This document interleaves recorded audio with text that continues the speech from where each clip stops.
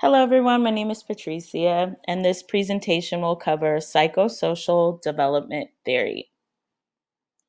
So, Eric Erikson is the founder of psychosocial development theory, and he was influenced by various theorists such as PFJ and Freud. Erikson saw development as a psychological growth across the lifespan from basically infancy to older adulthood. He also believed that individuals contribute to their own psychological development through everyday experiences. Psychosocial development theory also considers the role that culture plays in individual growth, including goals and expectations. So, basic principles of psychosocial development theory. The first one is genetic, which means biological development occurs sequentially to create a fully functioning organism. Next is developmental stages, and this is where new competencies and challenges emerge. We will discuss the 8 stages of psychosocial theory throughout this presentation. Next is developmental task, and a mastery of new skills and societal expectations occurs during this period. And lastly, the psychosocial crisis is a series of pressures and stressors, both positive or negative. And during this time, an individual must adjust to the environment. For the psychosocial crisis, this is influenced by developmental tasks as well. Stages of psychosocial development. So, as I stated earlier, there are 8 stages. So, I will go through those stages with you. The first stage, one, is trust versus mistrust, and this happens during birth to the first year. How a caregiver or a parent responds to a child's needs, positively or negatively, can determine if trust or mistrust is developed. In stage 2, autonomy versus shame and doubt. The toddlers are starting to establish independence. And does the child have an opportunity to explore their environment? It's something to consider.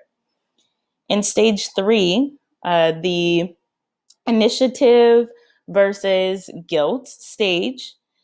Children participate in activities and language. So, how activities are encouraged or discouraged determines how a child exits this stage.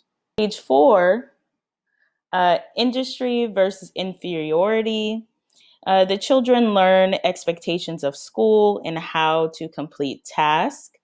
The reinforcements received during this stage can determine how a child feels about themselves and the world.